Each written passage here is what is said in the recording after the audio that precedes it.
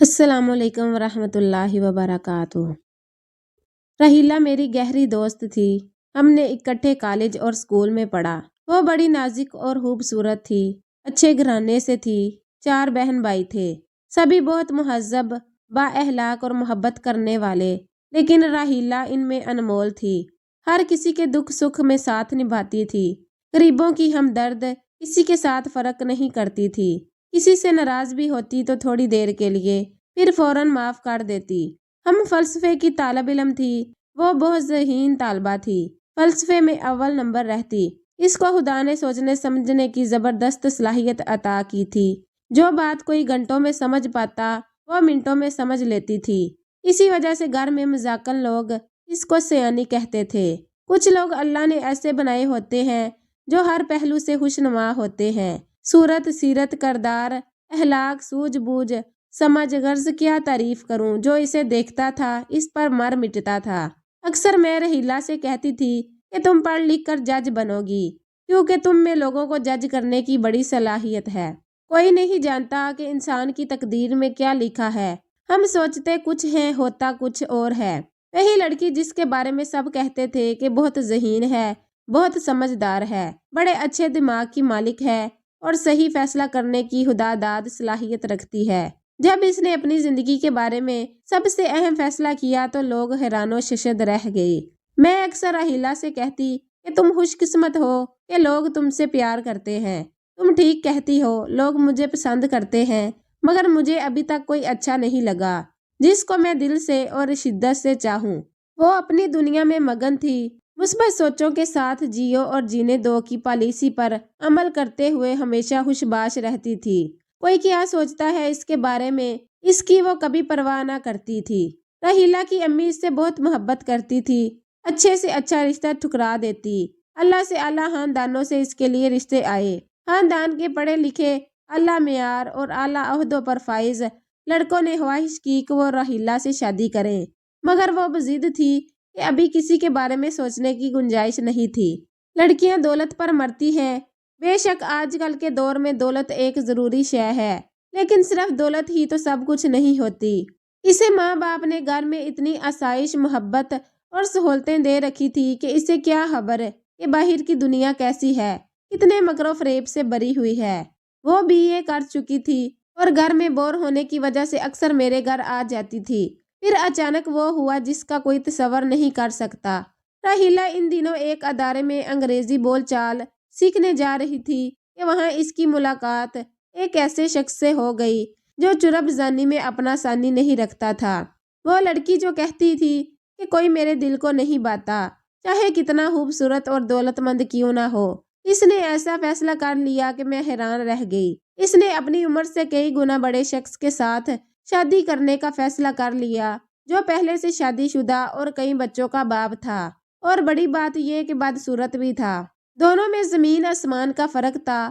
کہاں رحیلہ ایک نرم و نازک پھولوں جیسی حسین شہزادی، اور کہاں وہ دیو ہکل کالا بوت سا آدمی جس نے بھی سنا دانتوں تلے انگلی دبا کر رہ گیا۔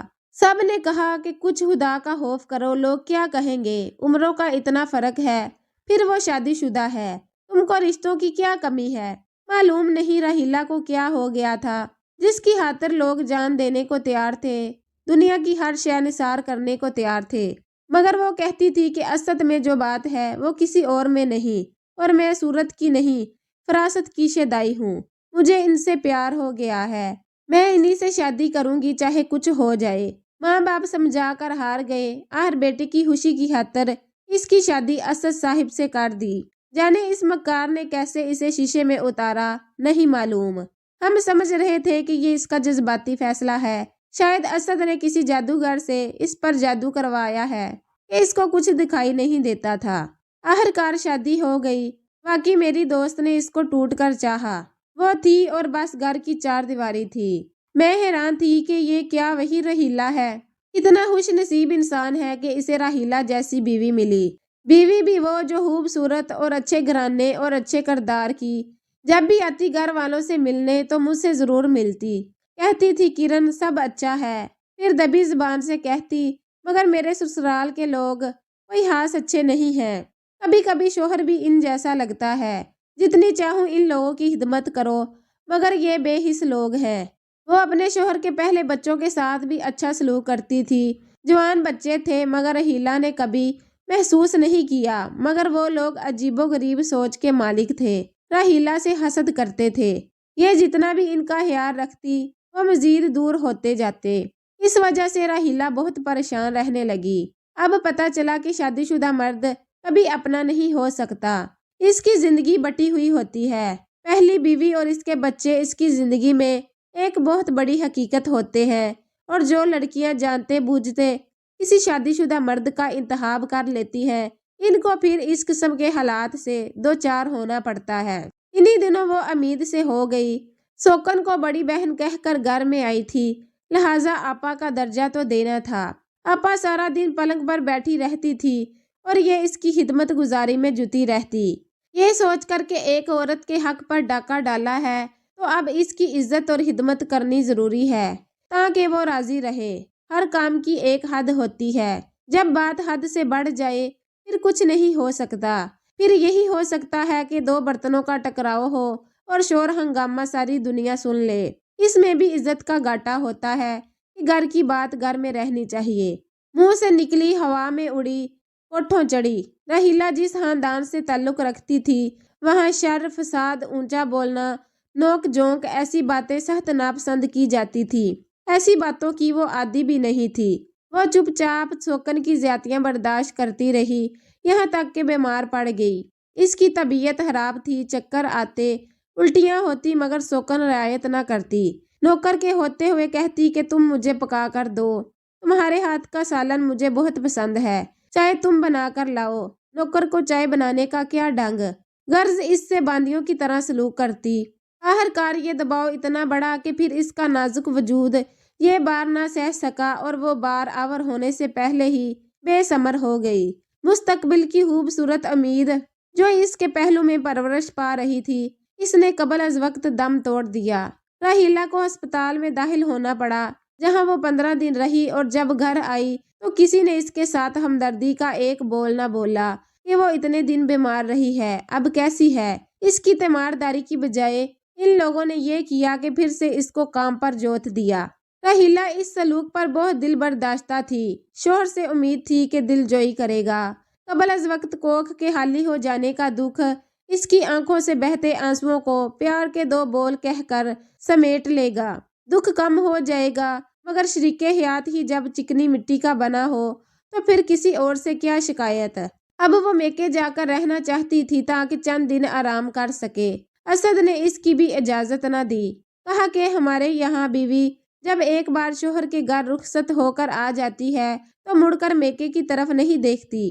رحیلہ اپنا دکھ درد میرے سوا کسی سے نہ کہتی تھی، والدین کو اس لیے بھی نہ بتاتی تھی کہ انہوں نے تو پہلے ہی منع کیا تھا، ایک بیوی بچوں والے شخص سے شادی سے روکا تھا۔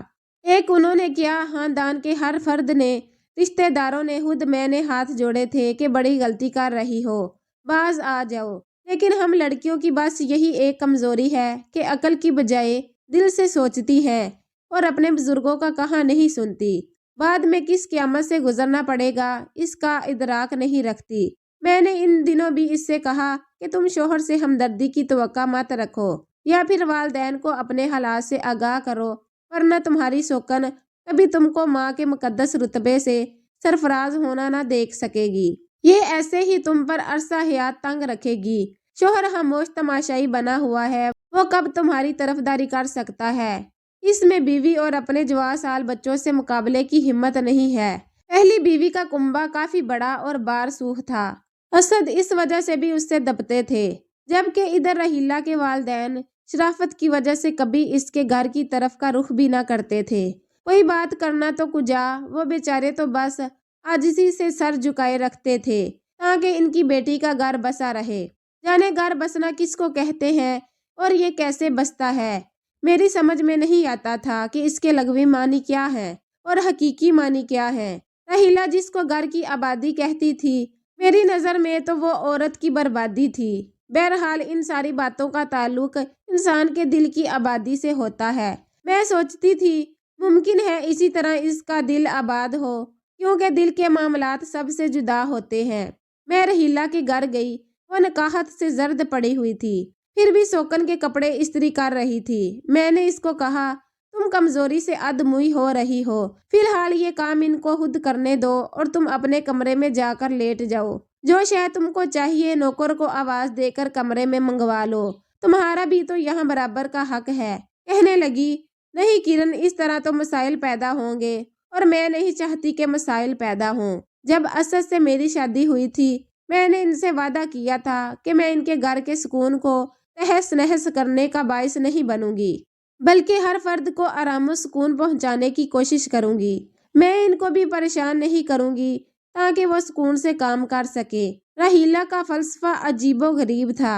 अपनी जात के हकूक वो बुला चुकी थी, बस फराइज अदा करने में लगी हुई थी, ये सोचे बगैर कि मैं जो इतना इनको सुकून देने की कोशिश कर रही हूँ, इसके बदले में ये लोग मुझे क्या दे रहे हैं। इसकी इस किस्म की सोच भी नहीं थी, इसकी बस मुस्बत किस्म की सोच थी। कहती थी मुझे अल्लाह ताला औलाद भी दे देगा, बस मुझे अपने शोहर की भरपूर चाहत चाहिए। आहिस्ता आहिस्ता वक्त के साथ साथ शोहर भी औकात से बाहर आने लगा। अपने खानदान की तरह इनका भी तौर तरीका जाहिर होने लगा।